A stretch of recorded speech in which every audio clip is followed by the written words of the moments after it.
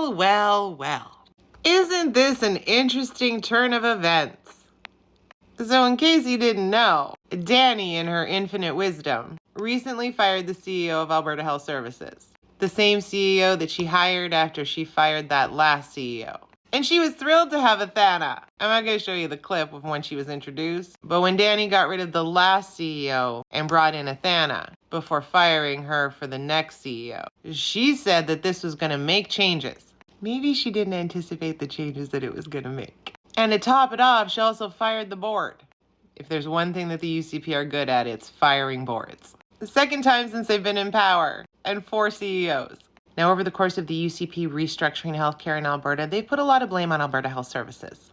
Things like they have too much power. We need to break it apart. They oversee too much. And one of the ways that the UCP said that they were going to help everyday Albertans was to contract out surgeries, surgical care facilities, privatized healthcare, because they said that that was going to alleviate the backlog, get more orthopedic surgeries happening. Good luck finding the stats on that. But this is what I did find. In Alberta Health Services' 24-25 business plan, they were working alongside with the Provincial Surgical Initiative, privatizing healthcare. But they were going to focus on making sure that 310,000 surgeries are being done, sending 60,000 of them to privatized healthcare. And this is where it gets interesting.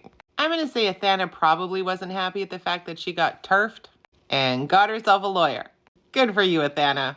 The Globe and Mail got a copy of the letter from Athana's lawyer. None of us have seen it. And keep in mind, nothing has been proven in a court of law, so this is all alleged. But Athana is alleging that because she had concerns with some of the things that she was seeing, political interference, pressure to give a lot of stuff to a lot of privatized places, questions arising about the Tylenol. You know the Tylenol. And the masks. You also know the masks. It's almost like all the suspicions that we had were also suspicions that Alberta Health Services had. Allegedly. And so Athana and the board were like, this seems odd. We need to look into this. Now, if I was the head of an organization and I was getting shit on all the time, I'd want to know why the province is spending a shit ton of money elsewhere. Enter the Auditor General. In what I'm sure is purely coincidental, according to their statement, Athana was terminated 2 days before she was set to meet with the Auditor General to discuss the concerns, allegedly. Now, I get it. You're allowed to terminate a CEO if you're not happy with them. The timing is suspicious. And also the fact that you fired the entire board who also seemingly had concerns, allegedly. But here's my question, because I'm sure that people who are waiting for orthopedic surgeries, even though we've seen that they've been canceled in hospitals, want access to those orthopedic surgeries. The question comes into play, how much were we paying for that? Because all of that with the privatized surgical facilities is publicly funded. Your money goes to them.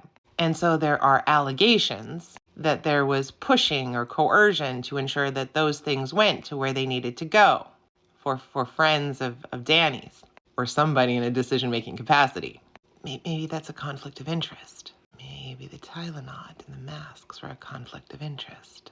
But I looked into chartered surgical facilities, and that's not new. They've been talking about it for a few years now. But when I look at the websites of these chartered surgical facilities, and I'm not going to name names, but one of them has 32 surgeons listed on their website just for orthopedics, with a little disclaimer that says all surgeons work within the public system.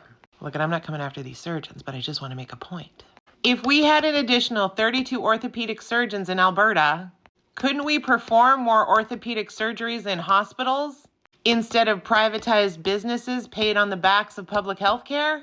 I don't know if these surgeons work in both, but again, if we took the time from 32 surgeons away from private health care, we could do more in public health care. Anyway, it's going to be interesting to see what happens. And I know you can say what you want. Disgruntled employee wants to get back at the employer. And I don't know this for fact, but chances are when you fire a CEO, you offer a significant severance. Speaking out against it is probably going to violate the conditions of said severance. So if Athana thinks it's worth it and risking that giant severance, there's got to be some meat on those bones, allegedly. The UCP are shady as fuck. They give contracts to their friends so that they make a lot of money on the backs of Albertans. And nothing in any Albertan's life has gotten better since Dani took charge. Just a lot more shade everywhere. That's not allegedly, that's fact.